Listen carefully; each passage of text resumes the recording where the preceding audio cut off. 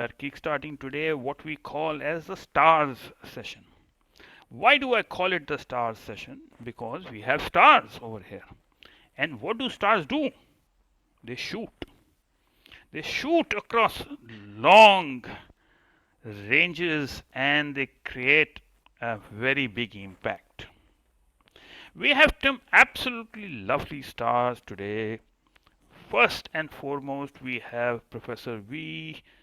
Ramgopal Rao, who has reshaped IIT Delhi from the time he took over to 2016, April 2016 to be precise, and when he ended his term in February 2022.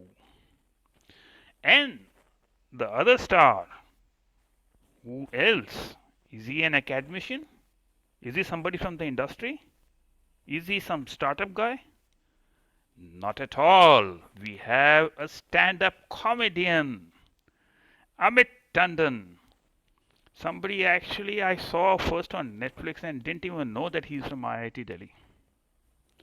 Somebody who now has 1,400 shows or more than that all over the world. Let me kickstart the session today first with Amit, and more so because I have a much longer and a much more deeper session with Professor Rao today. So, ladies and gentlemen, please give a big round of applause to Amit as well as to Professor Rao. And let's kick off the chat with Amit. Amit, are you there? Yes, sir. I'm very much here. Amit, my first question is that do you give virtual autographs? I don't know how to give virtual autographs, sir. We Have you thought of having episodes with NFTs? I'm trying to figure out NFTs because I've there's so much that's been talked about in NFT, but unless I have clarity, I don't really want to commit to something. So people come in and tell you all the time, you are an artist, you have your NFT, and then I ask them what is NFT, and like somebody because I have a phrase which has become very popular, which is my introduction normally in a show, which is produced by a mother, directed by a wife, and they're saying make it an NFT. I don't know what that means. If it means money, then I'm happy to do it. So Other why don't we do something, that I look after the money part and you look after the NFT part. Hmm. But I'm happy to. jokes apart, when I saw his photographs first, he was, kind of sitting cross-legged and he seemed to be a couple of feet away from the ground. So my first question to you is that you finished your MBA from IIT Delhi in Yeah. 2000. Now, when you were at IIT Delhi, or for that matter, when you were a toddler, did you want to be a comedian? Did you know what is comedy or how to write comedy? No, sir, it was not planned. The plan was, in our time. I was born in 75. So our plans were made by our parents. So I was told from the beginning that I have to become a mechanical engineer. And, by the time I became mechanical engineer, MBA was also, in fashion. So I had to do an MBA. I would dabble a little bit into creatives in terms that I used to write a lot. So when I was in school, I used to write plays. When I was in college, I used to write and direct plays. And even at IIT, during my MBA Department of Management Studies, I wrote a couple of plays which were part of our function and stuff. But it was not planned. I started doing stand up at the age of 34, 35. There's a story behind why I started doing it. Is a So, what is the story? So, tell me, what did you do after you finished your IIT? So I did, I passed out in 2000. At that time, there used to be an incubation program inside IIT, and where the startups, where students were part of, were given space and resources. So after finishing my MBA, I was 2 years. I was for 2 years. I was part of a startup where we were in satellite multicasting, setting up rural solutions. Satellite multicasting was a very new technology, not really heard of in India. We uh, had partners in Hong Kong helping us out with that. Worked on that startup for 2 years. We had a couple of clients. Were about to raise money. I think our first tranche was around 5 crores. Just when it was about to come in, the 2001 market crash happened, and then we struggled for a few months, had some revenues coming in, but had to close down in 2002.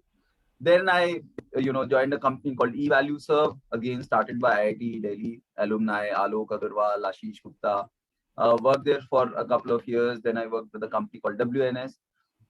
But I always wanted to do something of my own.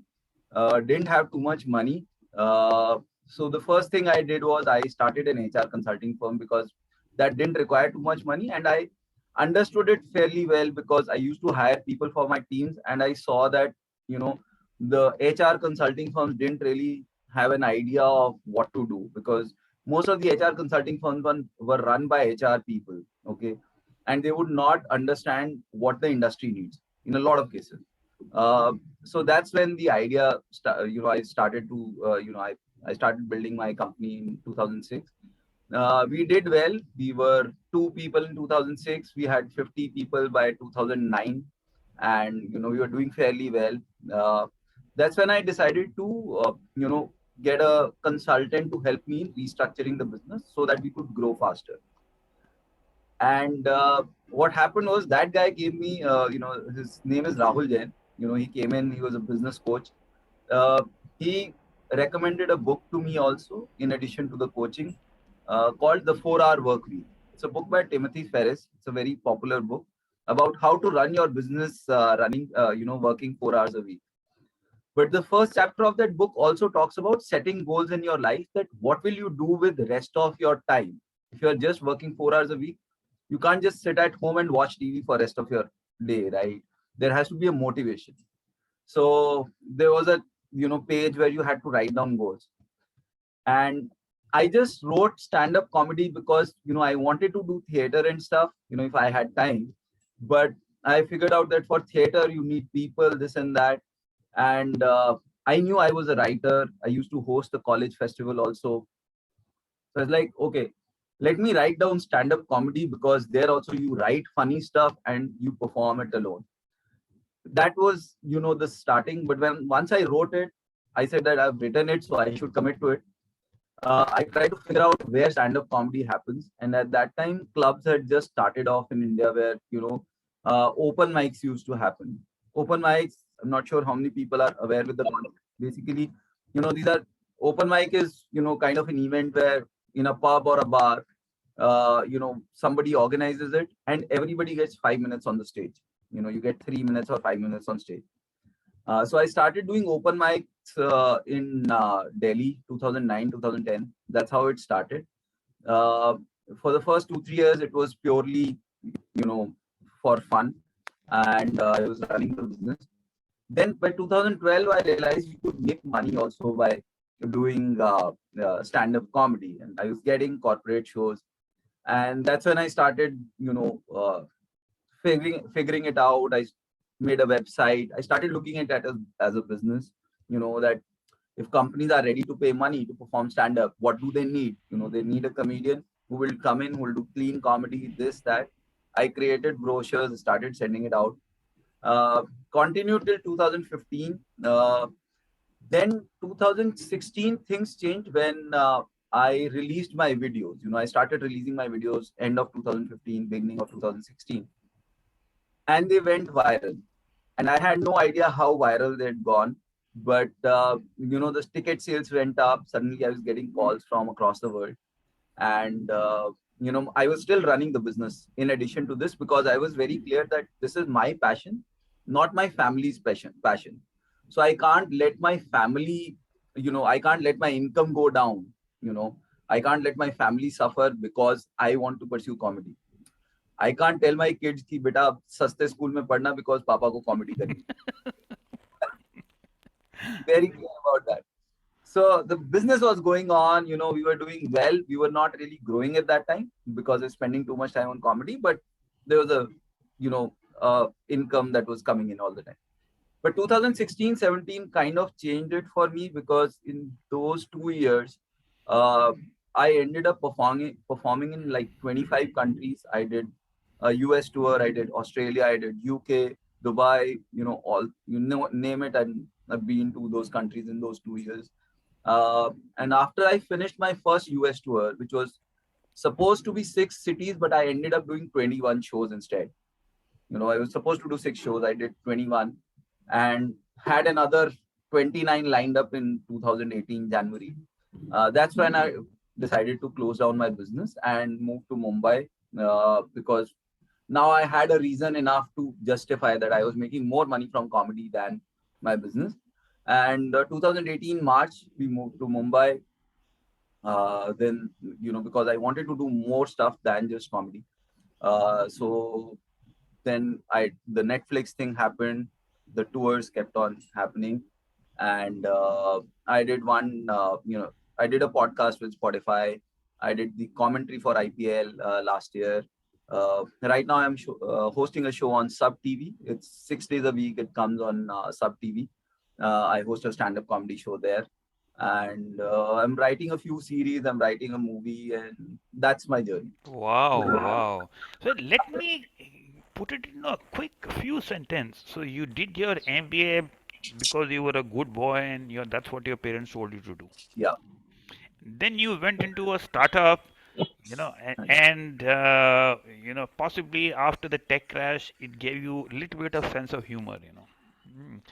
And jokes apart, and then you took up a job, and then you became a HR consultant, and now in the last about 4 to 5 years, you have totally transformed yourself, and you've become a superstar. Man, what a fabulous story! And what is why I find interesting is that you see when you had a successful HR consulting business, Yeah. but you went on to open shows, which means you are actually literally going on to bars and kind of building up your steam. Uh, That's, I think, something I can say about myself. I'm very good at, uh, you know, I'm very good at becoming a student again, and that's something that I enjoy, So when I was 35, I was running a company with 50 people. But, at the same time, when I would go to an open mic, I would sitting with 21-year-old kids, 24-year-old kids, and running my jokes by them on the stairs of the club, figuring out, अरे ये वाला joke चलेगा नहीं चलेगा, you know. Uh, that's something that I've, learned that, you have to keep your learning glasses on all the time, I think. And that works for you. And comedy, I think, so do initially you that, do you do you pay your teachers? Good question.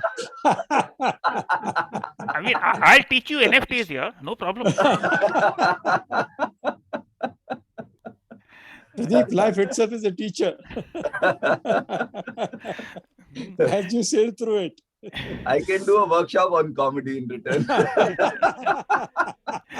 Okay, so tell me now, when do you can you kind of why you got a flat in Kolaba or where? Like, is the money now No, I showing off? am in Goregaon East, but Oi, fortunately, oi, such a big star, Goregaon में रह रहा है. sir, मैं दिल्ली से आया था तो मेरे को जगह ज्यादा चाहिए थी. So we wanted balconies in our house. So, हमारे so घर में 5 on, balconies. on another front, tell me, do you write? Like, how do you get into the mood of writing? How do you prepare for your shows? So when it comes to stand-up comedy, this is what I tell people, who start also in comedies. Your comedy has to come from a place of honesty. You can't just go and do jokes on stage. I can't. आपको वो करना है, आपको वो नहीं करना है जो मार्केट में चल रहा है, आपको वो करना है जो आपके दिमाग में चल रहा है. And comedy, there's a very common phrase which is, tragedy plus timing is comedy. So most of your comedy comes from things that bother you, the issues that you deal with every day. So in my case, a lot of my comedy comes from my kids, handling the kids, comes from, my relationship with my wife or my relationship with my parents, So when I write comedy, I just think about things that bother me in life. That was phase one. Uh, can I continue? There's a bit of philosophical answer to this. No, no, please, please, please continue. It evolved. Uh, Initially, when I used to do comedy, it was a lot around observation. Okay, middle class, this happens in homes, this that happens in homes. Then probably it evolved further where you start digging into yourself and bringing out more stuff, which is almost like confessions. So if I have to refer jokes, one of my sets was about middle class family. Okay, symbols of middle class. कि हम बड़े हो रहे थे, हमारी class pass कर जाते थे, पैंट का बजट पास नहीं होता था, तो मम्मी नीचे से पोंचे खोल देती थी, पीछे से कमर, तो इतना बड़ा वी बन जाता था पीछे. That's pure observational humor. But then when you want to dig it a little further, and that's where you start connecting with the audience more, is when I'm talking about something that's going on in my mind. It's not something that I do. Like I do a set about how when a middle class guy walks into a 5-star hotel, more than the staff, you are under pressure to impress. Okay, where I've actually gone a step ahead and I'm talking about what's going on in my mind. But now when I write, I first think about what do I want to say.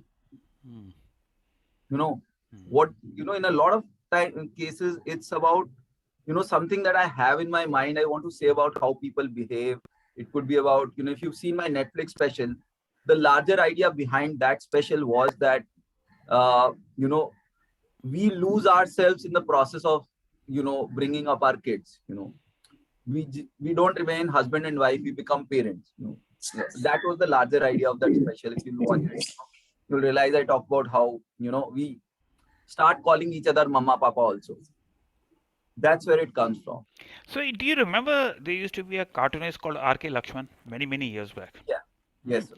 And he used to be, you see, I remember because I'm so, I'm 67 years old this year, and you were not even born when I finished my BTech. Hmm. And at that particular point in time, I remember his cartoons, that he had his character, very curiously standing and watching the fun, what is happening in the world around him. Hmm. So when I see your shows, actually they remind me a bit of that, and it is actually, you said it. It is about the true honesty, and how do you get how you pick up simple things. That is what the beauty is. How you are kind of hitting it off with the audience, Gareth. Oh no, it's absolutely fabulous, absolutely fabulous. Look, it has been a pleasure to have you over. And what I love about you is that you are a famous star, but your sense of humility. I mean, you are sitting with all of us chatting just like anybody else. It's so nice to, come across people like you. And I look forward to catching up with you when you come to Australia. Hmm? Sure. And I Sure. will, I will also see. I'm also planning a writers' festival, Okay. and that has got a different kind of connotation. You see, because what is happening is at one end, the creators economy is becoming an option, career option, for the influencers are becoming an option. But at the other hand, you've got serious stuff happening. You've got writers like Chetan Bhagat, etc., who are writing for the masses. But there's a whole bigger spectrum which is being covered. And I've already got some interest from a couple of alumni. But I'll get you more involved into that. Yeah, And I've also been and in the also process there's of another writing. guy which you would possibly know is Sunil Agarwal. He's a cartoon writer for Times of India. cartoonist. Hmm? Yeah. So it'll be worthwhile to connecting you with them also. Sure, sure. But that apart, so let's give a big round of applause to Amit. Amit, this has Thank you, been sir. absolutely Thank you. fabulous. And I will keep this. And what I will do is I'll superimpose. I'll find out somewhere your name over there, and I can superimpose on this photo and say Amit came to me virtually. His autograph.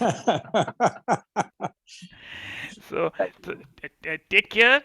And Thank Pradeep, you. Pradeep, you come to Bombay and we'll have it in the real world also. absolutely, Narendra. Absolutely, Narendra. Thank you. Yeah. So once again, a big round of applause, and I will be in touch with you, Thank you. Amit, Nice. because I think it'll be Thank you good so much. to get you more involved into what is happening. I know that you're pretty short of time and you're doing all of stuff, but I also look forward to catching up with you in Australia. Sure. Sure. Take care. Bye. Now we go to the star of the day, and the star of the day is Professor Ramgopal Rao. Wrong. And the interesting thing is that I thought that he had possibly gone to Mayo School in Dehradun, and then he, maybe went on to which is the topmost college. Is it IIT Delhi? I don't know whether it is IIT Delhi. Mm. But it's just his beautiful journey and what he's achieved, and which is very very interesting and inspiring. But how can we let this opportunity go? We've got to put him on the spot also.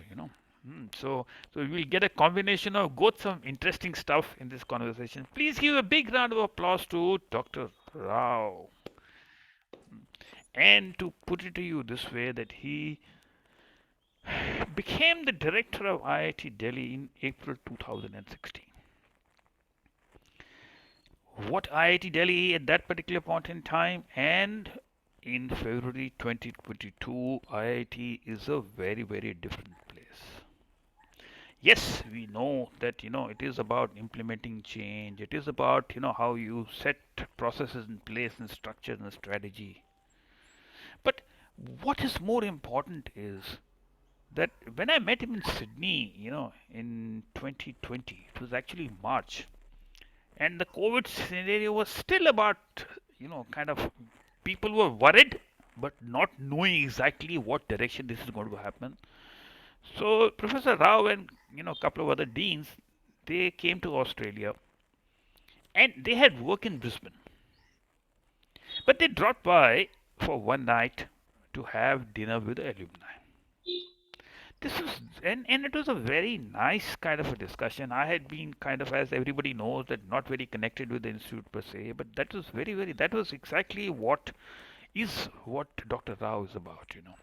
So let's kickstart and ask Dr. Rao. Dr. Rao, before you became the director of IIT Delhi, who was Dr. Rao? Where did you do your education, and what exactly was the journey like?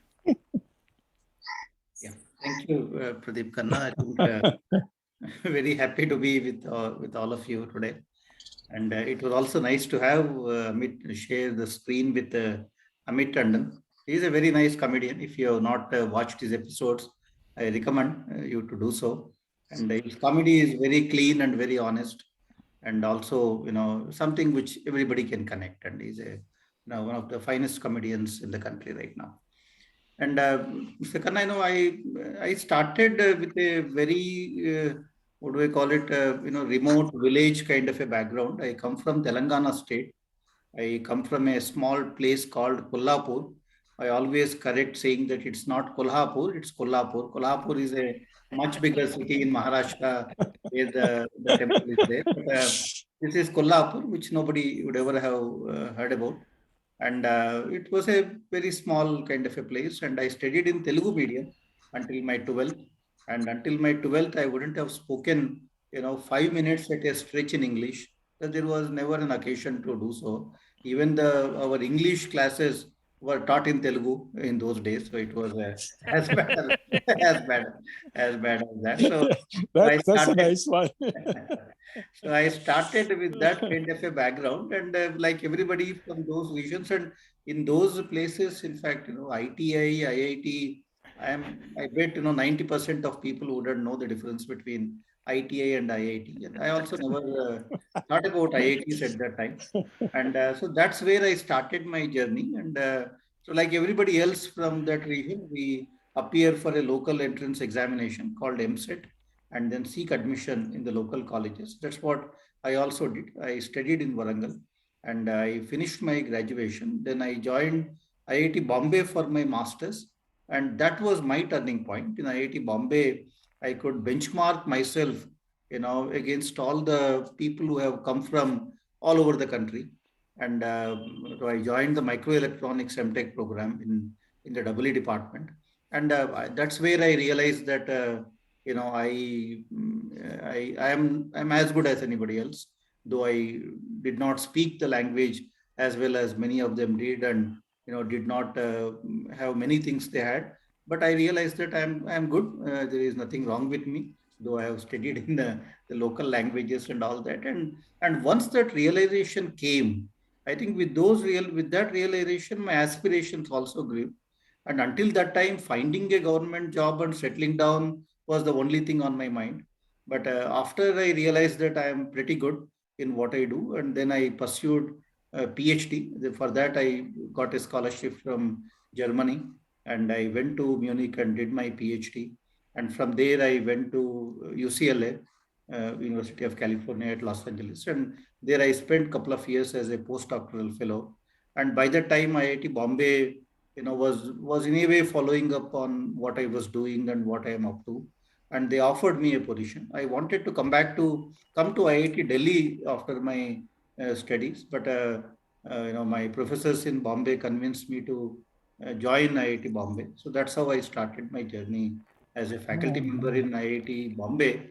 That was in 1998. That's when I joined IIT Bombay, and 2016 when I quit IIT Bombay and joined IIT Delhi. So right now I am continuing at IIT Delhi. I'm not going back to IIT Bombay as a professor. So I Fabulous. will be continuing here. So, a question that when you were in Germany and doing your PhD, was that in German language or was that in English? Yes. I went to Germany in 2015, and I had a very quick English. PhD in Germany, not 2015, I'm sorry, 1995. Yeah. Oh, now I'm getting it all wrong. Yeah, 1995. That's when I did my PhD in 97. I did not realize I'm very old now, so I'm getting older. Yeah, it all looks like yesterday. So it was not 2000s. It was 97 when I graduated with a PhD. In Germany, it's called Doctor Engineer degree. Yeah, And at that time, there was a rule in Germany that I can write my thesis in English, but I have to defend it in German. So I spent 4 months at a Goethe Institute for yeah, learning it's a German, must. and so I defended my thesis in German. But the joke is, after I defended my thesis in German, they felt pity on foreigners, and they actually changed that rule. Now you can defend in English in Germany. So I was the last guy. I was the last guy to defend a thesis in German in that particular university, and it was a So, bit of a struggle because so but did it you was fun. actually finish your PhD in 2 years? Yeah, I had a quick PhD in Germany, and I found a good problem. I wrote some good papers, and the professor there was kind enough, and he said, should I loved the way you put it that I found a good problem and you wrote a nice paper. So Excellent. now let me now fast forward to 2016 and here you are at IIT Delhi. Now first of all, what was your perspective at that particular point in time? Was it a bit of a kind of a deep hole where everybody who jumps in doesn't know how to get out? Or what was your first impression about IIT Delhi?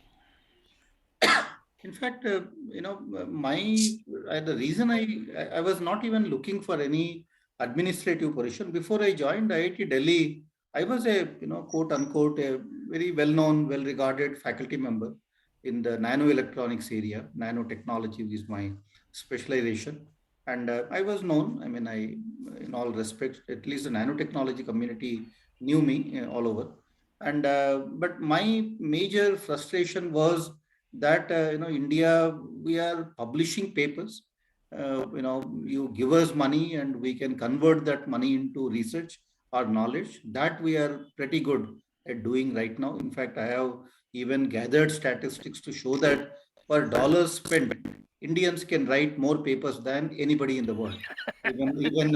Even compared to Chinese. Chinese spend a lot of money for the papers they write, but India at a much lower cost can write good papers.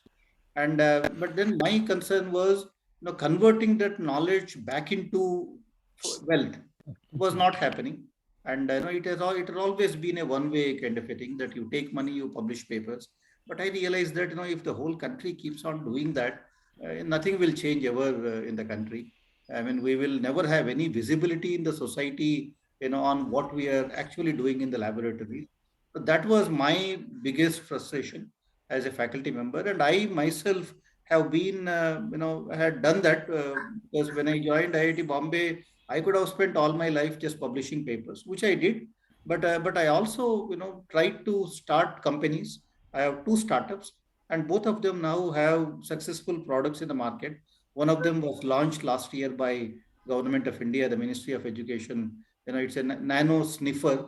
It's an explosive device, explosive sensing device, and it can sense explosives down to 20 nanograms. And that technology, is patented in the US, Europe, and India, and all that. And it's a very unique, disruptive technology in the explosive detection space.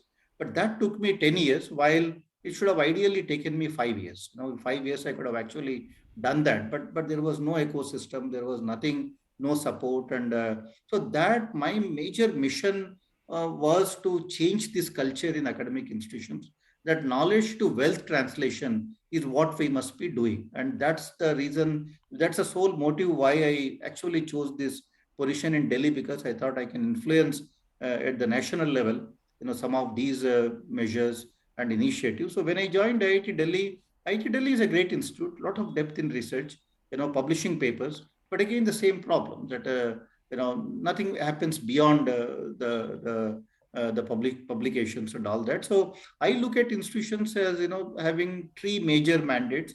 One is education, which is what IITs do very well, and the second is knowledge generation, which is publishing papers. Even that we are doing very well. In fact, during my time, a couple of years ago, IIT Delhi was ranked 39th in the world for research impact.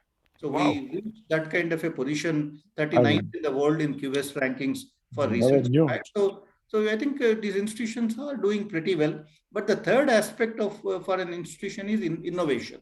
That is translating that knowledge into something which people Yeah. can use. There, I thought we are nowhere. We don't see anything developed, on in these institutes which people are using at a large scale across the nation, which has impacted or changed lives. That we don't have any, and that was one thing which I wanted to change. So we have, but how do you do that? So my idea always was pretty simple, that our institutions need to become idea factories. So we need to start generating ideas which can impact lives of people. India, has, if you're looking for a problem, my take has always been that you should not be going to library to find a problem, because Fabulous, fabulous. that one can do. But because India has all the problems of the world. If you are looking for a problem, you don't have to look at the At any American journal to find crossroads. a problem. You just look around you, you find a problem. So can we Yes, make agreed. societal problems, as our projects? So that was how I started to look at things. Excellent. And that is where so to make these institutions idea factories, and then complete the entire journey of not only finding a solution, developing a solution, but also taking it to people.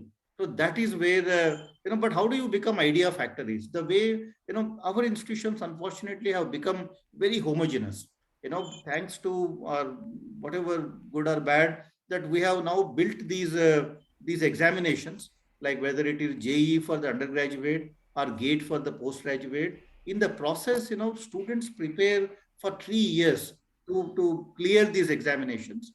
And by the time they enter IIT, they are all conditioned to think alike. They all the disparities we had, all the heterogeneity they had before they started preparing for these exams, all of it is lost once they enter IITs, because 3 years of conditioning happens, for them to crack that examination. And once they come here, who do they interact with? The same classmates, the same people, morning to evening, the same routine. Nothing much happens if you keep doing the same thing every day and then expect that you suddenly get a great idea, which is, out of the world kind of a thing. And so I realized that one thing we need to do to become idea factories is to, bring unlike minds together. So we need to connect with people who don't think like us. So that I have done as a faculty member. I have most of the problems I have taken up were in the medical field, because I started interacting with the medical doctors, or in the agricultural community, because I started interacting with farmers, or security agencies, because I started interacting with the CRPF and some of the armed kind of people. So I think this is what I thought we need to be doing: bring unlike minds together in the IIT system, not be as homogeneous as what we have been. So that is where we started multiple initiatives.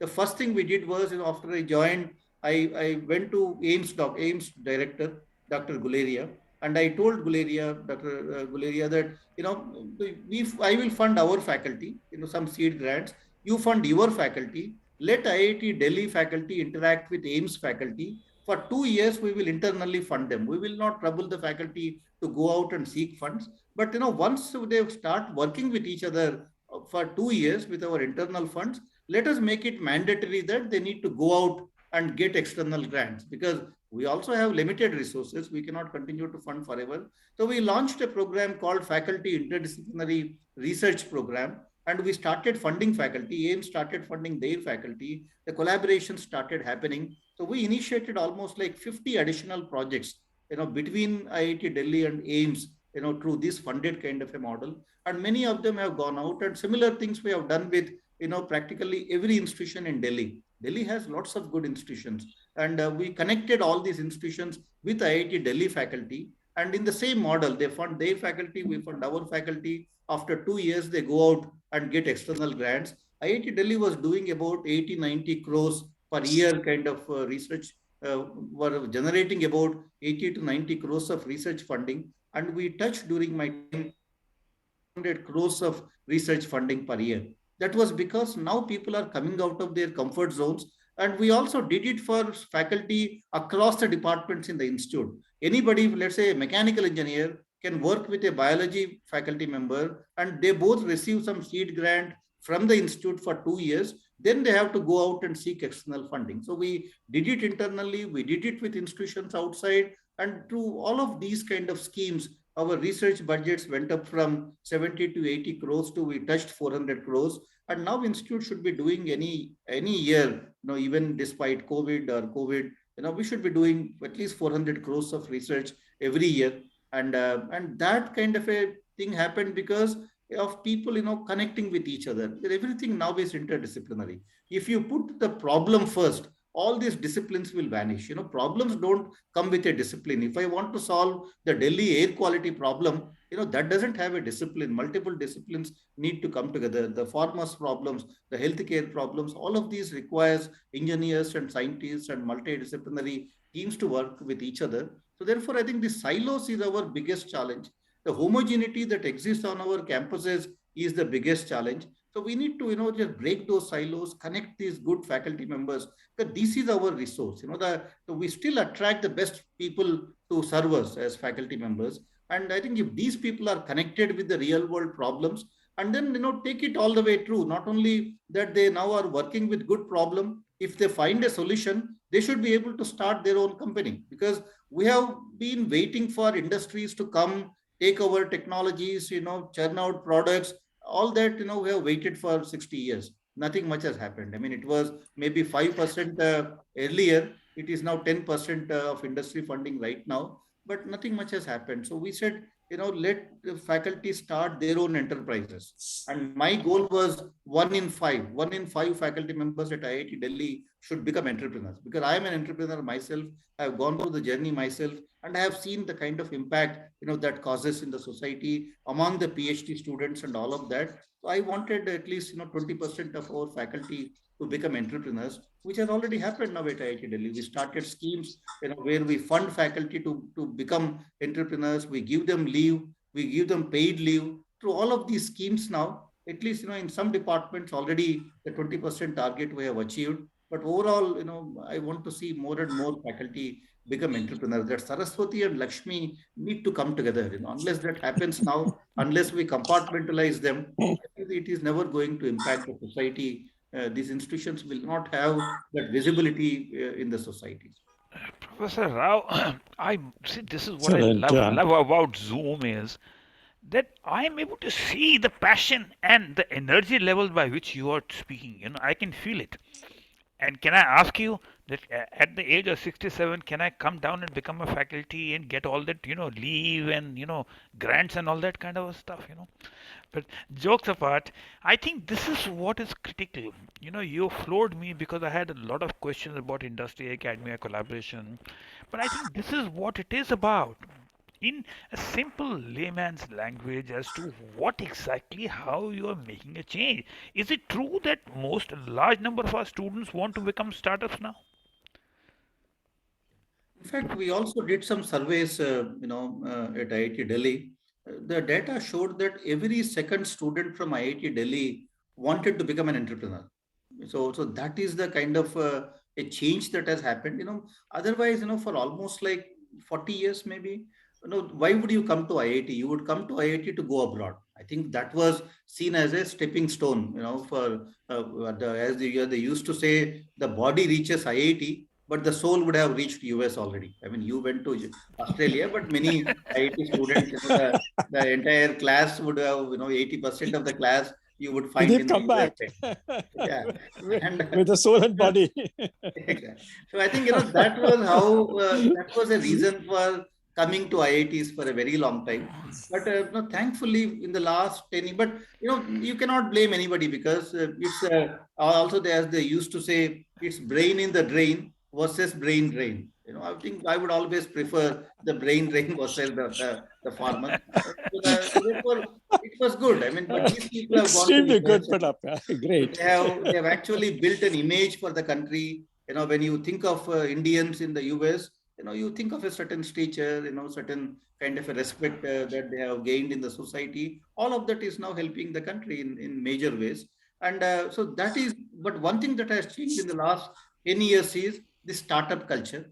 And fortunately, IIT Delhi is taking a lead. If you look at the startups among alumni, and True. IIT Delhi is way ahead of any other True. institute. Absolutely. We have 22 unicorn Absolutely. founders now, 22 unicorn founders among our alumni, IIT Delhi. In fact, half of all the IIT founders now who have become unicorn founders, half of them come from IIT Delhi alone. So that 50% of unicorn founders come from one single institute, IIT Delhi. Now, That if is you ask me, is it something IIT Delhi has done which is different from other IITs, or what is that that IIT Delhi has done differently that so many IIT alumni have turned entrepreneurs? I did those studies. I've been in this position. I was a director for 6 years. My studies showed that institute, of course, played its own role in doing many things. But one of the major reasons is the nature of students who came to IIT Delhi. If you look at IIT Delhi, if you look at the roll list, every second or every third student is an Agarwal, a Mittal, a Bansal, these are the students who came. So basically, many of them are business communities. They were the only ones who could afford that coaching institutes and all of that. And they are intrinsically they are also very bright. And IIT Delhi, majorly you will see students coming from business communities. And no wonder many of them have gone out and then, with the IIT degree and that stature, they went into other areas and did the same thing again. They built businesses and made them successful, whether it is Binny Bansal, all of them have basically been in that kind of a category. So which is a good thing. So once we realize that, this is the strength of the institute, it runs in the DNA of the institute, we said, can we do a few more things, to strengthen that culture? So for example, all these unicorn founders, if you talk to them, they say that somewhere that idea struck them while they were on the campus. But then they pursued those ideas after their graduation.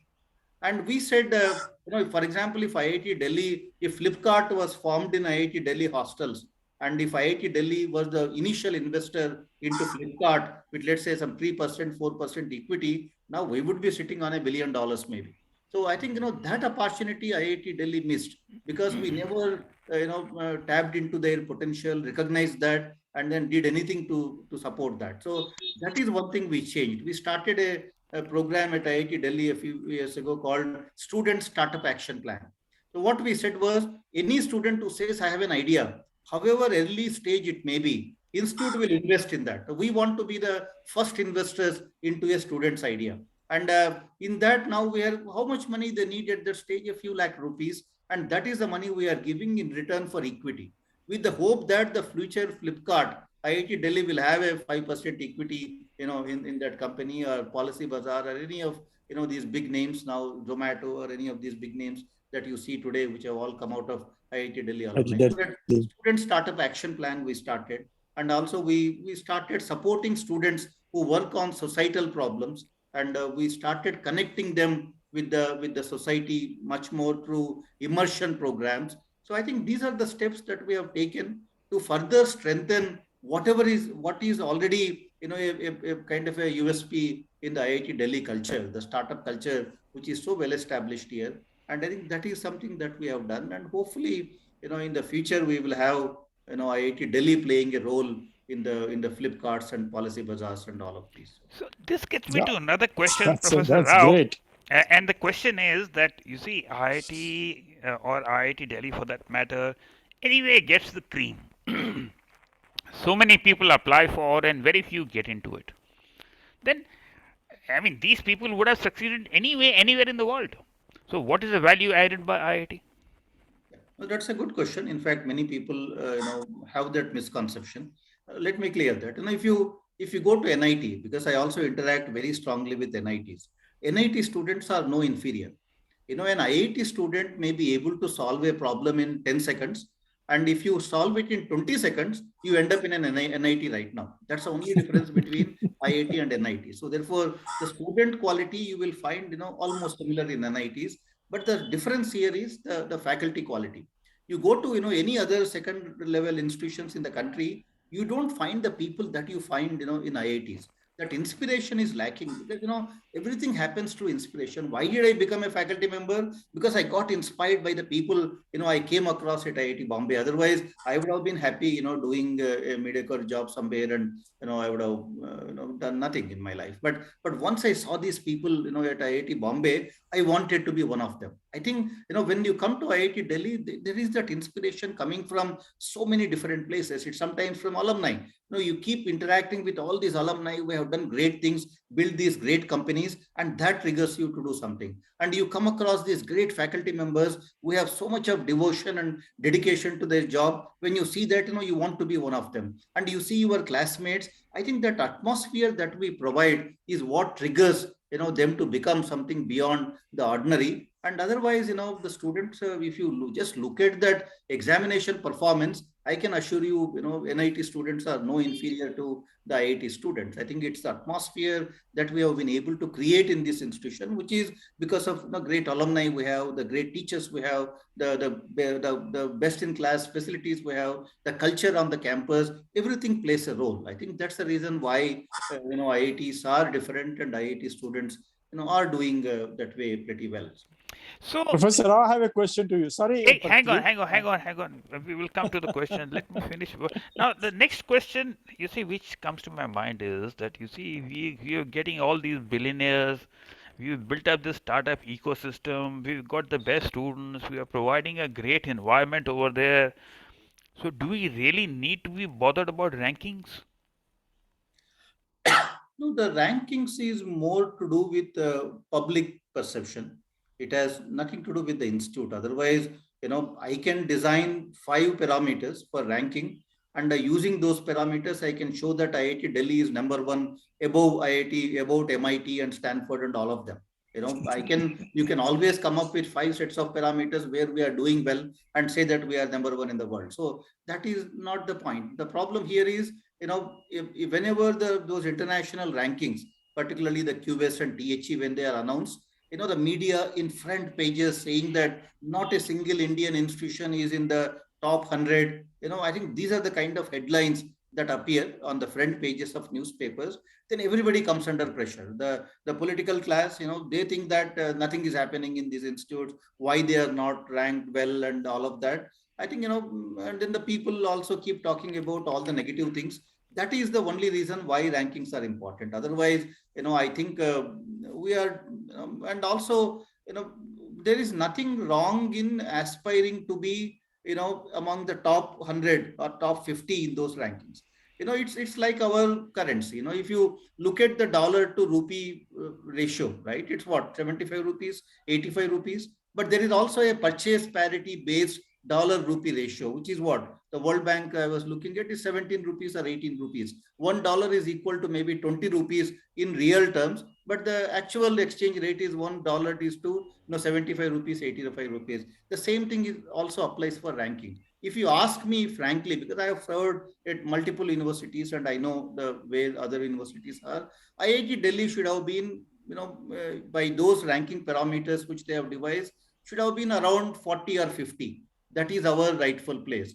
But we are at what, 170, 180 kind of a thing. And that is not what we should be. We should actually be at the 40 or 50 kind of a ranking in the world. For that, what do you need to do? For many of these ranking agencies sitting in UK, sitting in US, when they want to rank universities, they go by, if you are so great, right? The whole world should be coming and studying with you. So therefore, the international students, how many international students you have, becomes a very important parameter for them. So what is the second ranking parameter? International faculty, right? How many international faculty? Because you are so well known, so great in institution, everybody should be coming and teaching at your institutions.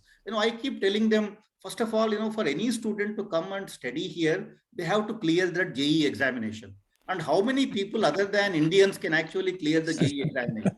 So, that is it's like saying that, you climb this Mount Everest, then you can get admission into IIT. And, people don't want to do that. Why would I, if I am in UK, why would I spend my 3 years preparing for an institution in India, and working so hard for 3 years? Because these exams are the most difficult in the world. There is no other exam which can come anywhere close to JEE or even the GATE. That's admission test for the MTech program. These have become very difficult because these are all now designed to reject people. They are not designed to select people anymore.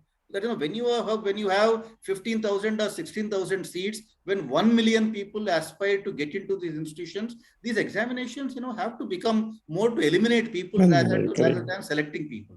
They have become so difficult right now. So therefore, no wonder the coaching institutes are all prospering and all of that is happening. But you cannot, there is no easy solution to any of these problems. So these are the issues. So we don't have international students because the exams are very difficult, and we cannot select people based on their skin color. If you are from this country, you don't have to take this exam. We don't want to do that. One thing IITs take pride. Whichever background you may come from, you just clear that one exam and you are in. No other questions asked. Even if you cannot pay fee, IIT will support you. There is absolutely, we have never denied any student admission, because of any reason other than not able to get the rank in that exam and all that. I think that we don't want to lose. That is the major thing about IIT system. So I think when you measure IITs based on those international kind of perspectives and parameters, obviously we will not rank very well. Even international faculty, until 3 years ago, for IIT salaries, right? Our own Indian government wouldn't give visas, saying that you are below the threshold for a threshold of payment in India, so you cannot even be given residential visa in IIT. So now that is that was a situation. So that our salaries are below that, whatever is that line that they have for getting Indian visa for employment visa. So we had to modify some of these, and that took time. And government jobs still cannot be given to foreigners, unfortunately. PIOs we can do, OCIs we can do, but cannot be given to foreign passport holders. These restrictions are still there. Yeah. Today we can, with a lot of struggle, we made it at least 5-year appointments. So now we can offer an international scholar a 5-year appointment at IIT Delhi. But beyond that, you can only renew. And so that is a kind of a problem. With all these restrictions coming, asking us to become top 50 in the world is not going to happen. So on other measurable parameters, perception. 50% of rankings are based on perception. That is, you are asked a question, somebody in Japan is asked a question, given a sheet. Now you have a drop-down menu. In the drop-down menu, you look at all the 500 or 1,000 universities, pick up IIT Delhi as your number one choice. Why would somebody in Japan pick up IIT Delhi as number one choice, and saying that, you are top institute kind of thing? It is not going to happen all that easily. So some of these are the reasons why we are not ranked very well. There is nothing, inherently wrong with these institutions. I think in my opinion, what is wrong is the innovation aspect which is missing, that our connect with the society which is lacking, and our ability to churn out products, to improve quality of life in the society, these are the parameters we should actually be focusing on, and that is now happening. And another 5 years, you look at IITs or IIT Delhi, you will start seeing now the impact of these institutions in the society.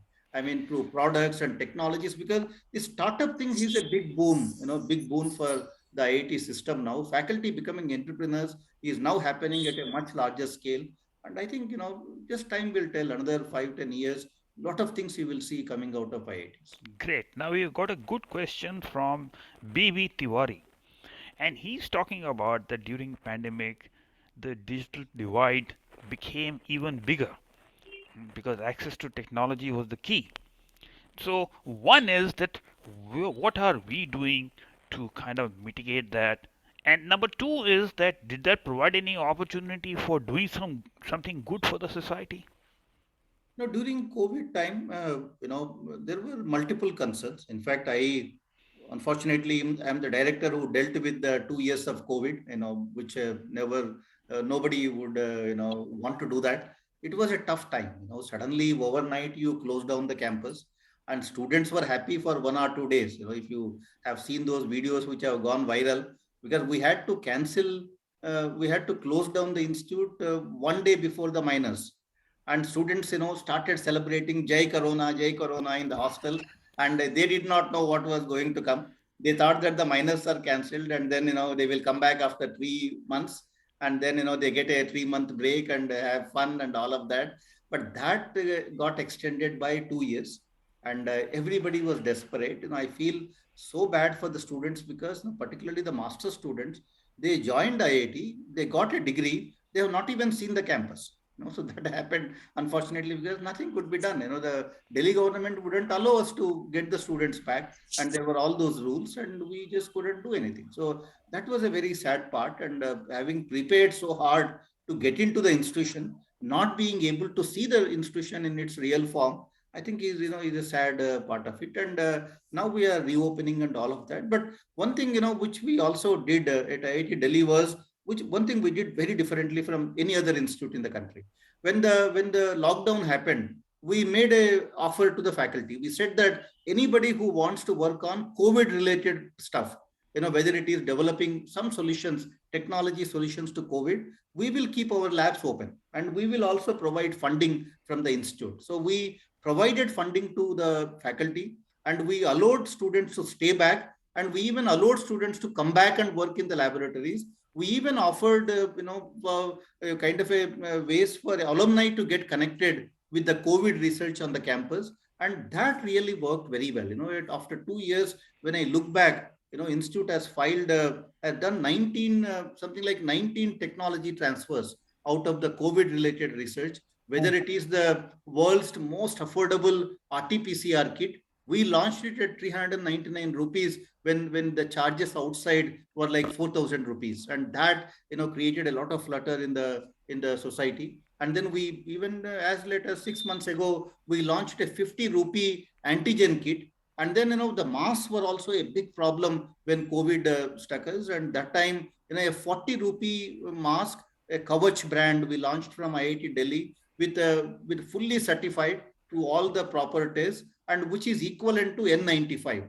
And N95 masks at 40 rupees, through the Kavach brand. Now many of these masks and PPEs, and these companies sold something like 15 million of them, last when I spoke with them. So I think all of these technology solutions we could provide to address the COVID problem, made a good impact on the society and the way we could deal with the situation. But education was one thing which suffered, despite whatever I may say, it suffered. And but we soon realized, we did a lot of surveys at that time, asking students, how many of them can actually connect with, how many of them have proper internet connectivity, and how many of them have even proper tools to connect and listen to the lectures. We found that about 20% of them and had no access to internet, did not even have laptops and all of that. And all those students, we got them back to the institute. And where we could solve it financially, the internet connectivity was there, but they were not able to afford a laptop. We gave them laptops. In fact, many corporates came forward and supported us. So we gave them laptops to all of those students. And then those who had no internet connectivity, we brought them back to the campus. So I think first 6 months we did all of this, and then everybody got used to. But online, in engineering education, there is nothing like online education. The only department which we thought will be happy with online education was computer science. But I can tell you, they were the most unhappy people with the online education. They said that it's just not working out. That's not the same as the real classroom learning. And our DMS, Department of Management Studies, they were able to do things much better than many other departments. But it's not the same. The laboratory part was missing, and we got all the students back for laboratories. Many projects, I think things were not the same, but hopefully it's behind us now. Now So we that need is why, Dr. Rao, you have to go for virtual reality and the metaverse. But jokes apart, now no, but that's actually a good solution. But now I want to come on to another thing, that one of your legacies is going to be the endowment fund. It has done phenomenal work. But what I also find in my brief interaction is that we've got three channels or platforms which are interacting with the alumni. You've got the endowment fund, you've got IIT Delhi Alumni Association, and then you've got the dean of whatever he's called, AAP or AIP or whatever it is. Now, all the three channels sometimes don't seem to be working in sync. How do we ensure that, because the three channels are able to leverage each other? No, the thing is, before we were complaining that nobody was connecting with alumni.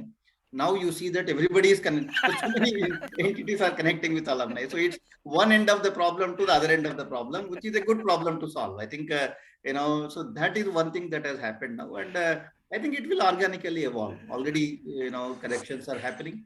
And but at least in my mind, when we started things, we were very clear. So the alumni association, Kalpen Shukla is here. It's a body which is run and maintained by alumni. You elect the office bearers.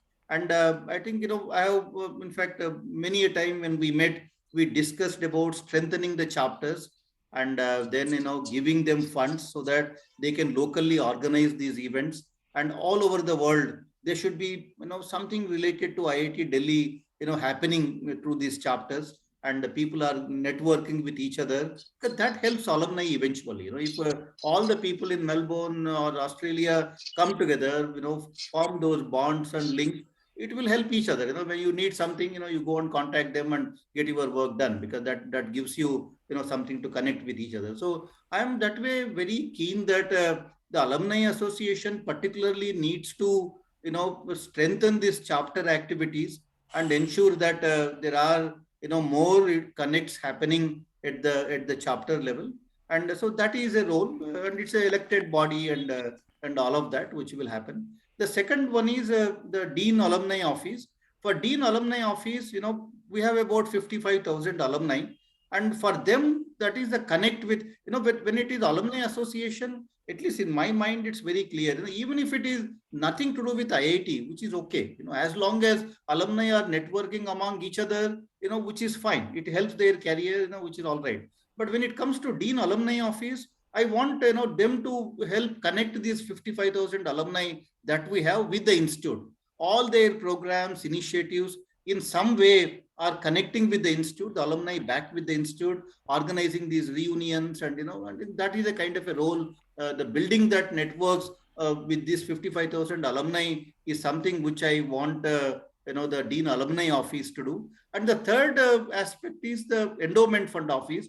Endowment fund office is not supposed to interact with anybody more than, let's say, 500 alumni or so. They will only pick up, the alumni with who are high net worth, who are, who can give those big funds and all that, and they will interact with those 500 people. And then, that is how they will primarily be doing things. So if you look at the alumni things, all the three bodies have a role to play, and there has to be a synergy. They can collaborate with each other. There is nothing like a competition between them. But I am still, I think this will organically evolve, because all of these processes have got strengthened only recently. So now, it might look like they may be competing with each other, but over a period of time, I can tell you, the things will be fine. I mean, there will be that synergy that will come up, and things will be fine. So, Narinder, you wanted to ask a question? Yeah, now I just gone out of my mind. It was regarding the internal competition. Is it because the cream of the people which come to the institute after such a tough JEE, it is when you find that the other person who has also come is equally brilliant, is that competition in you which really makes you an excellent student, and then an excellent entrepreneur also later on. Yeah. No, I think that that competition is in a way, what makes the them to excel in whatever they do, Yeah, and exactly. for that they really work very hard, to be better than others. And I think that kind of an environment you can only find in IIT kind of campuses. If you go to some of our classes, everybody is good, and then competing among themselves to do better. I think that is what probably makes an IIT and excel, over others, and I think that is probably also that competitive spirit that they develop, and that never give up an attitude, kind of which they develop here. Eventually, probably is the reason why many of them, end up doing very well in their careers. So. So I'm seeing a hand raised by somebody, but I can't make out, who that person is. So if the person wants to, That's me, Pradeep. okay, can you Yeah. introduce yourself and ask the question? Yeah, I'm Kalpen Shukla. I hope you know me. I am sure Professor Ramgopal Rao has acknowledged my presence. So, Shukla, just give me 10 seconds. Somebody sure, is sir. here. Sure, sir.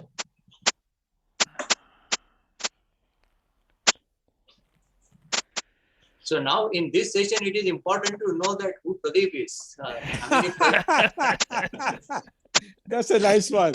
You just raised the hand. Probably your video was not on. No. I wait for my turn. I do not interrupt, and Pradeep knows that. I never interrupt. Kalpen is a very sweet guy. He's a lovely guy. Because it is flowing so very well, and I enjoy the motion. I mean, the way the ideas flow from one to another. Nice. And I just had a couple of observations. Sorry, sir. May I go ahead? Please, now. Yeah. I don't know. Of course, I must admit that I had the privilege of interacting with Professor Rao personally, and I have heard him very often. So I have two observations. One, of course, I completely agree with you when you say that IIT campus and the atmosphere on the campus itself is so very competitive. It actually breeds that healthy spirit of never giving up ever. And that is something which I have observed even on IIM campuses also. So another small query I have, I mean, since you have managed such a mighty institute, an institute which has already achieved certain height, what kind of challenges a person faces in taking it even further higher up? I mean, we have the similar kind of situation where association has reached a size which is now 55,000 plus. And I personally believe, and very strongly so, that association is in a position to leverage this strength to take it further up. I would be very happy if you could just throw some light, since you have been associated with association also, besides the institute for 5-6 years. So just one minute before, I will remute everybody, and only the speaker should mute himself. Yes, Professor Rao, if you can unmute yourself and... Yeah, sure. Yeah. I think, that's a good point. In a democracy, I think sometimes decision making, taking everybody along, we are very highly democratic kind of a thing. Even in our institutions, that shows up, that shows everywhere.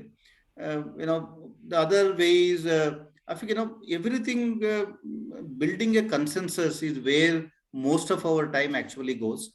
And even in IIT, to start, for example, any new activity, almost every faculty member will have a say in that. That's like 600, 700 faculty. And there is always that vocal minority. And that, with access to social media and all that, every small issue can be blown out of proportions. So, which is, a kind of a challenge. But I think, sometimes it works. Sometimes, for example, we started at least 10 new academic units at IIT Delhi, and we had to close down some units to start the newer units. And that was stalled for almost like 30, 40 years. Some of these people tried earlier, did not happen. And, some of those were the issues. And because we could not close down the ones which were non-functional, we were not able to open any new units. Because every time you want to start a new unit, they say, but look, that particular center is not doing well. And, why do you want to start more centers and all of that? And in our institutions, I also realized that closing is difficult, but converting is easier.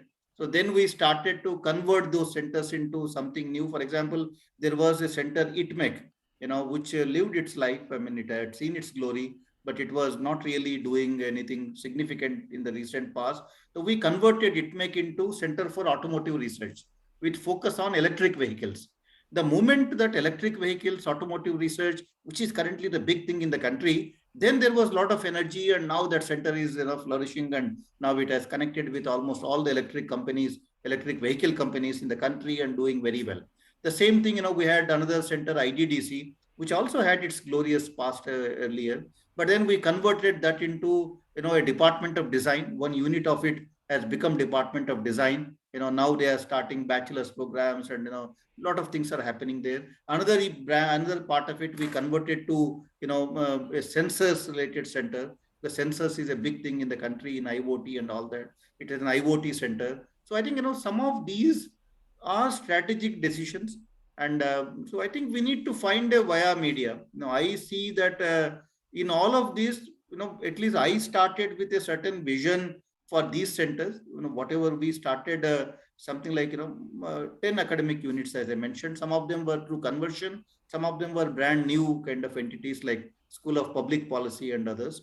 But in all of that, during the part of discussions, newer ideas came, and to taking them into account, modifying your original proposal, by looking into all of these aspects, and finally, with a little bit of compromise here and there, we could achieve that. I think that sort of a consensus building also needs a lot of accommodative kind of a spirit. I think if I said that no, this is either this way or no other way, I don't think we could have done anything. So I think that consensus demands that accommodation, and that accommodative kind of a spirit, that needs to go in right proportion. And if you start accommodating everything, then you might end up with something which is worse than what you started with.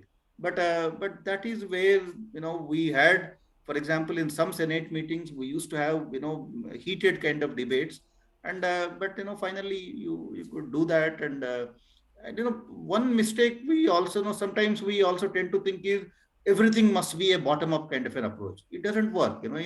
In an institution which is 600 faculty and 1000 staff, if I have to take everybody's opinion and do something, you cannot do anything. So I think sometimes you also need to follow the Singapore model of democracy, where everybody gets a chance to agree with you. I think that is what I call Singapore democracy. So, so that model also sometimes works. And there's a little bit of Indian democracy, a little bit of Singapore democracy. I think you have to follow different things, and that proportion in which you mix all these different models, and finally ensure that something happens. So I mean, all of that we could do. In I fact, love it. I love it in terms of controlled democracy in Singapore. But on another front, Professor Rao, you see, there is great stuff happening on the startup front. But when I look at the broad industry, academia collaboration and linking that with startup, I don't know. I somehow get the feeling that they are still silos, kind of a thing. So when I look at, say, for example, the drone company, which had the 1,000 drones at the Republic Day, or for that matter, VR, AR companies which are floating around, they have not got the technology from the research which IIT Delhi may have done or may not have done with industry. So what are your thoughts in terms of this industry, academia, startup, collaborative ecosystem? yeah. No, before I answer that, I just wanted to end the previous discussion. One of the things I also noticed was, I think as leaders, we need to be seen as totally selfless.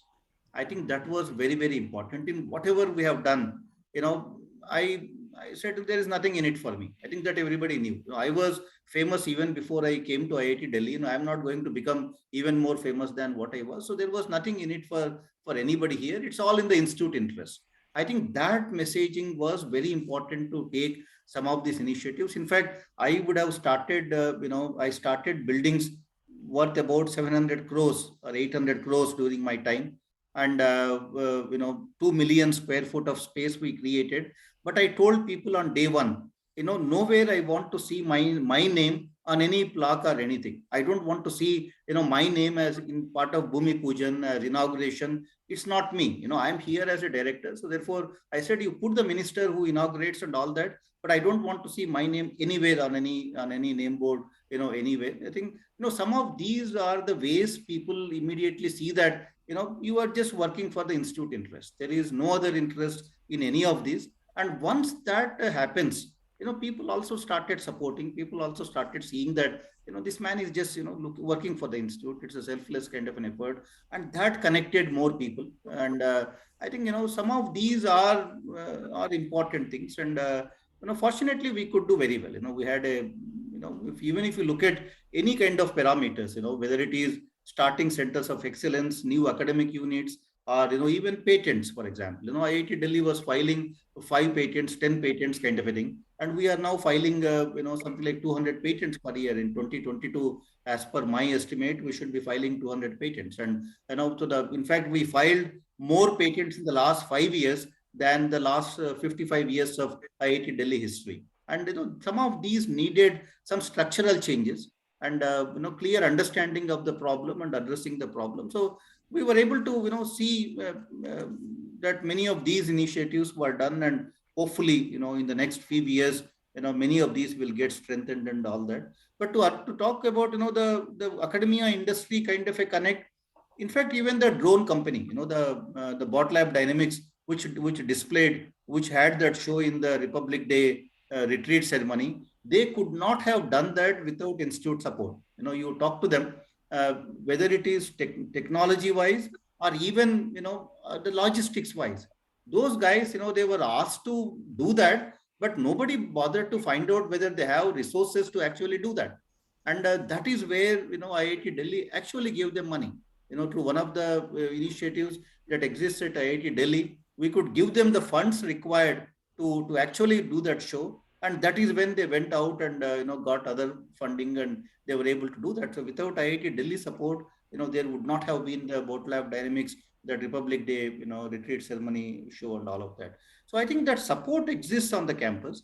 And one good thing being on the campus for a technology company is, if you face a problem, you know where to go. You will always find somebody who has a solution, and that that problem can be solved if I go to the right person on the campus. I think that is the confidence that they gain by being on the campus, which is what makes them eventually successful, and which makes them achieve those sort of goals and objectives. And that is very important. Had they been at a small campus which is not IIT Delhi, they wouldn't even think of performing at the Republic Day parade or the retreat ceremony. They wouldn't even have the confidence to do anything at that scale. But being on the campus here, I think all that works very well, and that is the major goal. In fact, one of the things which we are now promoting very significantly through multiple schemes, multiple efforts, funding, and all of that is to support the deep tech entrepreneurship.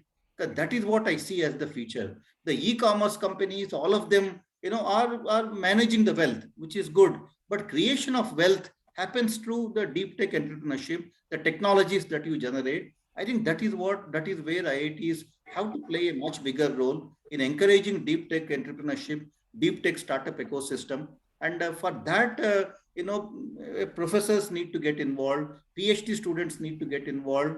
And that is where we have taken many steps at IIT Delhi now.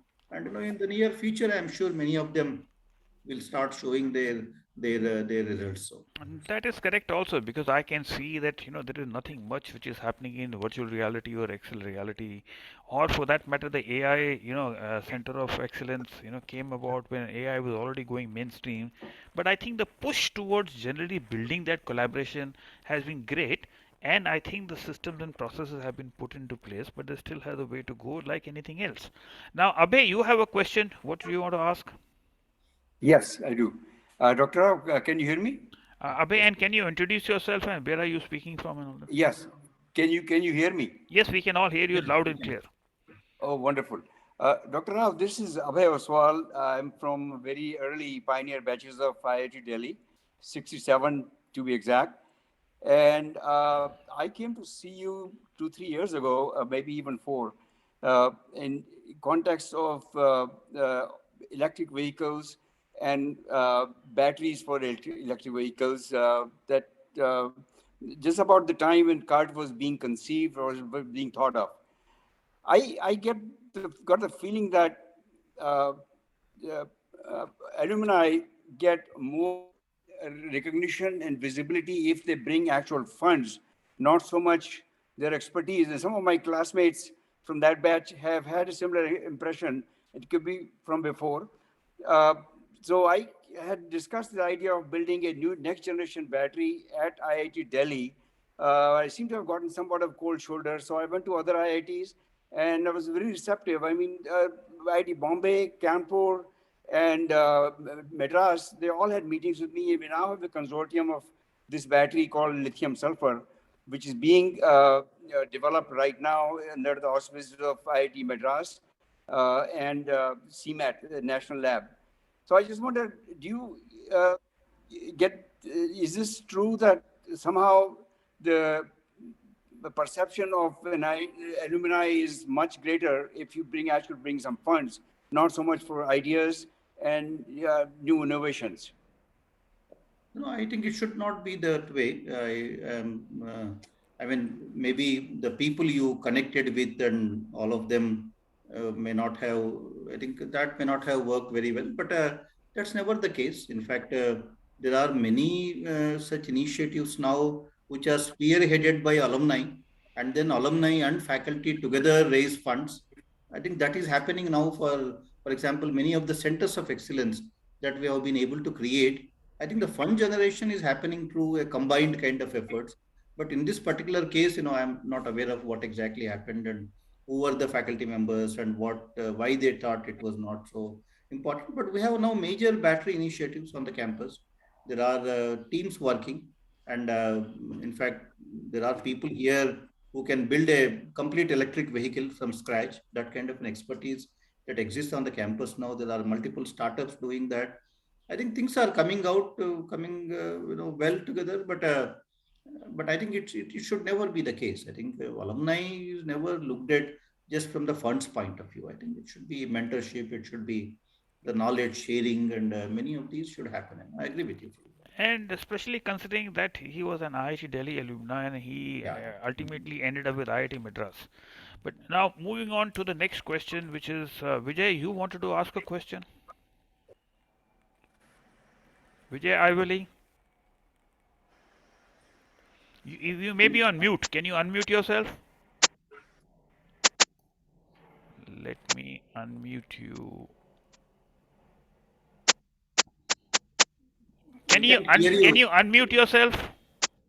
He's unmuted, but we can't hear you. So, some problem with his sound system.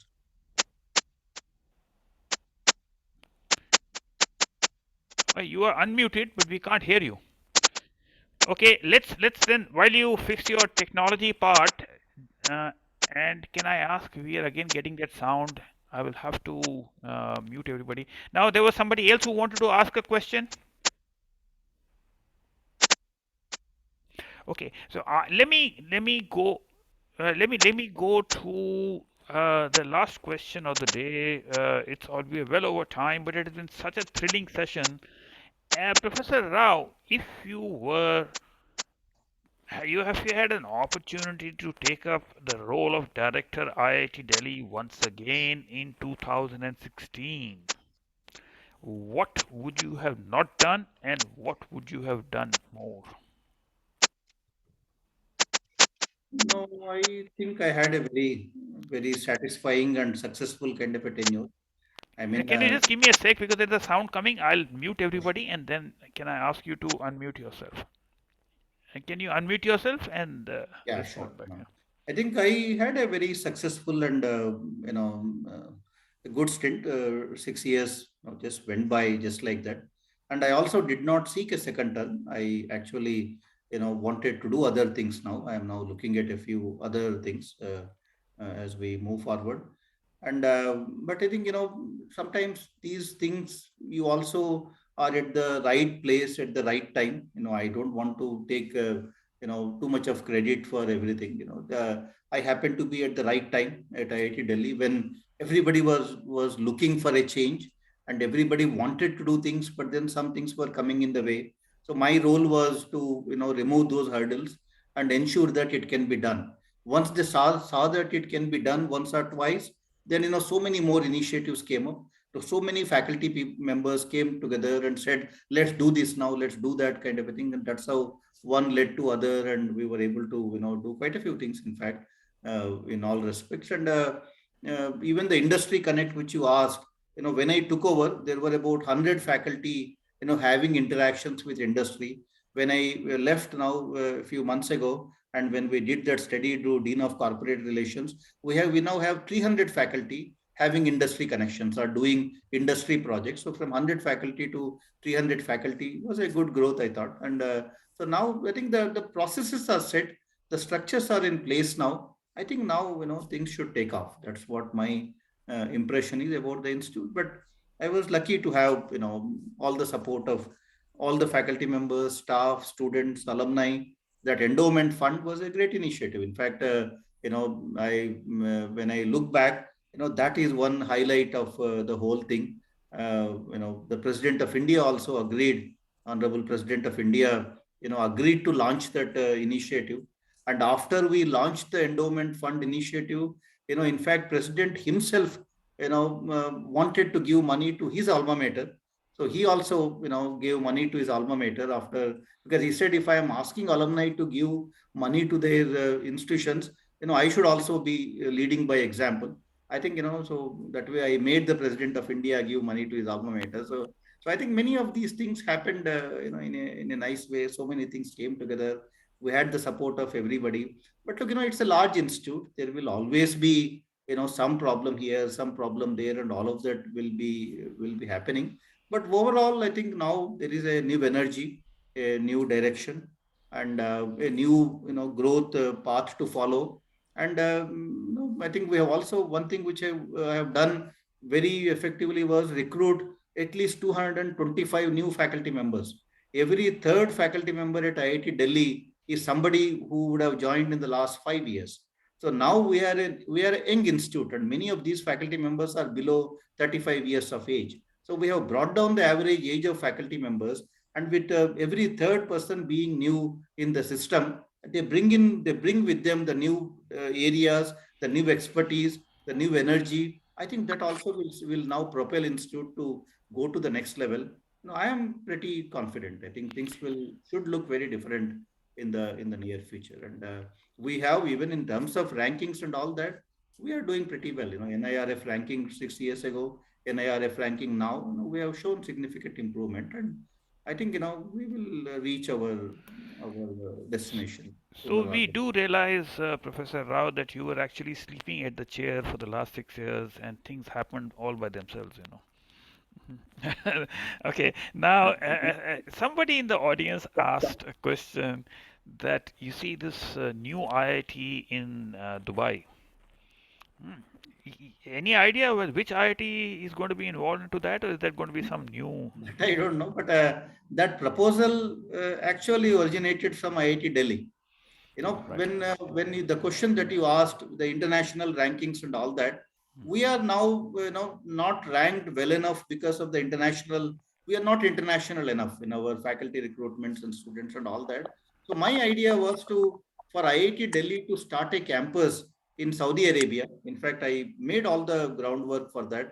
I spoke with the ambassador of Saudi Arabia. The government was keen to fund, even the Saudi Arabian government was keen to fund a campus there. My idea was to start a BS program there, the Dean International Relations, and we came up with a plan. We will start a BS program, not BTech. Because BTech would be always to JE Advanced. So we don't want to, dilute the BTech program by admitting to any other channel. This will be a BS program based on whatever is the international norm. The admissions will also be, like what a good university abroad would do through SAT and other kind of examinations. And students will be admitted into the 4 year stream. 1 year they will spend time on the main campus here.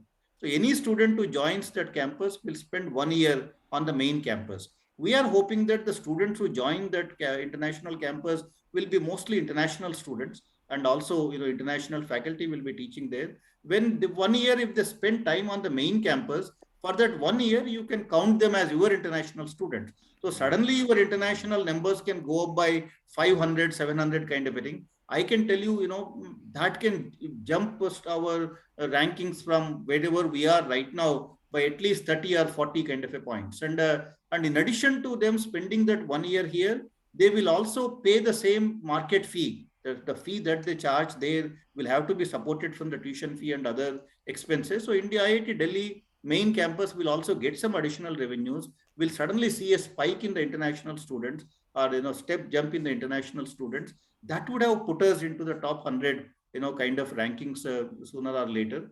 And I think that was the plan. So it was a very strategic kind of a thing that then we submitted a proposal to Government of India way back in 2020 December, and that proposal, it's already 2022 March now. So now they have appointed a committee, and that committee is looking at things. Hopefully that will happen, because IITs now need to develop that international footprint. We just cannot be all inward looking and Indian faculty, Indian students kind of a thing.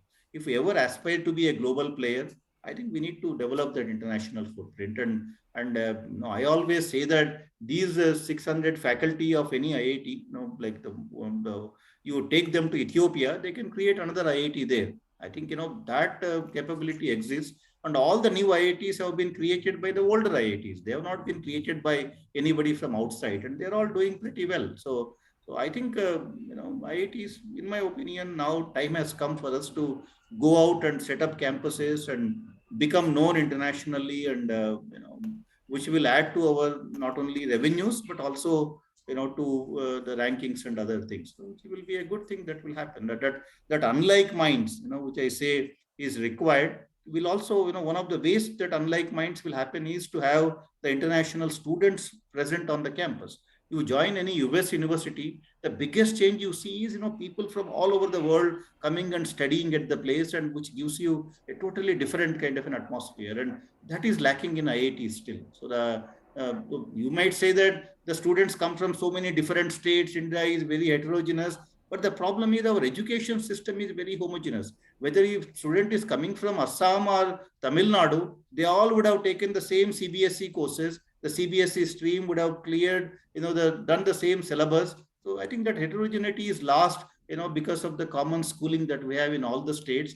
And they all think alike, they all behave alike, they all, by the time they come here, that heterogeneity is lost. So I think internationalization is one way, to bring that, to bring those unlike minds together on the campus. The other two ways I've always said is through disciplinary training. Multidisciplinary is another unlike minds. And then the industry academia collaborations. So there I say it's different attitudes coming together. People with totally different attitudes interacting with each other, that also can trigger a lot of new ideas. So unlike minds in terms of the disciplinary training, in terms of the internationalization, the cultures, and unlike minds in terms of the attitudes. I think that is how the campuses can become, idea factories, and a lot of new ideas can come out of that. Fabulous, Dr. Rao. I thought Vijay Yes. Anandji wanted to ask something. So Yeah, there are questions, but we've gone to over 1.5 hours because the session has been so beautiful and absorbing.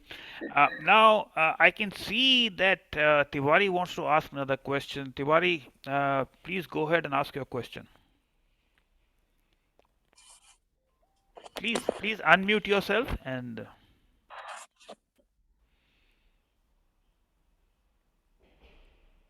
Hello, can you hear me? Yes, we can hear you now. Good afternoon, good morning, good evening. I don't know who is where. Thank you, Pradeep. Where are you?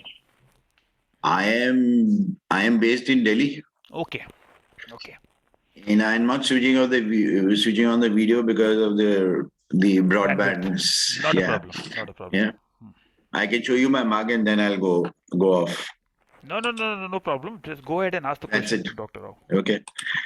Dr. Rao, you have done some terrific things. And my humble suggestion is that, since IITD has moved into all these territories, I've been closely observing you because good old days, you had the Center for Development Studies, which Dr. Mukherjee was doing. And the whole concept of genetically as solar lanterns emanated from there in this country. right? Now I'm coming to some very rudimentary basic ones, right? Because I'm talking to you as a technical as well as an ex-bureaucrat, now fully concentrating into social impact, right? So my first question is that in the IITs, I'm talking to IITD. I'm not talking of IITs at large, right? Uh, since you've been the prime mover in that territory, why aren't we looking at IIT in basically three formats? Number one is that, for example, what you did in Corona, terrific. Why can't we do something like this that the IITD and the alumni, uh, empowers the RECs, right? That's number one. Second is, from the time probably I was not even born, how many billions of dollars have been pumped into a territory where nothing has been done till date. If you see the GRT of the total gross tonnage that is moved in the country, it is on bullock carts. Why can't we make a simple bullock cart so that these bulls, do not get cancer? 80% of GRT still moves on that. I think you know what I'm coming to. And similarly, when you take that, I mean, I'm talking of, our institute, the LBSA in Missouri, we are taught zilch. So when you go in as a SDM or a DM, you don't know a thing about power, you don't know a thing about water. But if we do the other way around, right, that is, we adopt some villages and hamlets, right? And I can offer you myself, after coming back from Singapore, I've taken up a village 14, 16 years back. Everything we've done it ourselves, generating power to floriculture to pisciculture. So Now, something like that. Tiwari, what are the three questions? The number one is the need at this hour of IIT driving into the rural areas. Okay. Number two? Number two is you already have a platform that I built over 14, 16 years. Maybe you can take it over. Number three, it is necessary that we put our emphasis towards the area of Uttarakhand because of the slit ice, right? Okay. And the fourth most important is to get onto the bullock cart. Okay. Thank you. Okay. So that's it. Very important things, but one thing which we have done in the recently is the Unnat Bharat Abhiyan. If you just search on Google with UBA, Yeah. you see something very similar done, which is actually a proposal from IIT Delhi, from the Center for Rural Development and Technologies, which is now a national level initiative, which connects all the village level or district level administration and the DMs and SDMs and all of them with the higher educational institutions and also with the ministry. So now this Unnat Bharat Abhiyan, the UBA program, there is a web page and you can actually see each institute has now adapted some villages, and now we are actually looking at overall development of the village in a comprehensive kind of a way.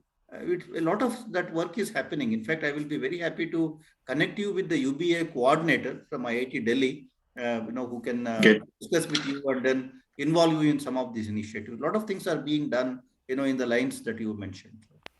So I beg to differ from you here. Okay, look, Tiwari, we have got very much overtime at this particular point in time. Okay. So what I would, we will be inviting Professor Rao for another session, but purely in the interest of time, because we've now gone to 1 hour 40 minutes. Jesus, sorry.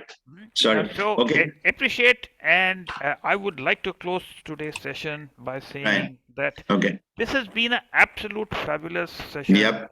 Right. It's been very, very, stimulating and absorbing. And it is obvious that there are a lot more questions that people want to ask, because I have a few raised hands as well as, Tiwari has brought about some interesting points.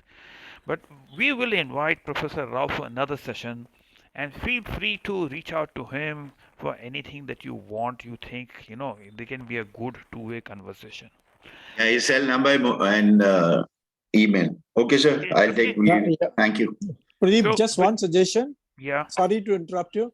I mean, since it's going to continue to another session, if people can frame up their questions based on today's discussion, maybe then it can be organized in a much better way through you. Absolutely. An excellent idea. So With that, let's give a big round of applause to Professor Rao. Professor Rao. It was absolutely amazing. And thank you so much for such an open discussion. And obviously, it is a very, very large institute. And yes, everything will not go hunky dory. But when you look at the bigger picture as to where IITD was in 2016 and where IITD is in 2022, you can see the impact. And yes, like I said, that Dr. Rao was sleeping at the at the chair for all these 6 years. Mm. But jokes apart, uh, thank you once again for joining us. And we will all look forward to an engagement with you in whatever role you are going to do. And look forward to your input and your thoughts. I particularly liked the startup culture, building out that startup culture. I particularly liked the endowment fund. These are two things which kind of stand out to me because this is something that I can see on the ground which is happening. I do see that there is a lot of still activity to be done in terms of industry academia collaboration and linking that to startup. But I can see that a very good foundation has been laid, especially with the new campus or the new setup which is coming up near Sonipat. So once again, thank you very much, and look forward to having you again. Take care, and this is Sydney. This is Pradeep from Sydney signing off, and all of you, whatever part of the way or the world you are in, enjoy your morning cup of tea, afternoon lassi, or evening glass of wine, and I'm signing off now. Thank you so much, Thank all. you, Right. Peter. Bye Thank you, bye. everyone. Thank Bye. you. Bye, Bye. everybody.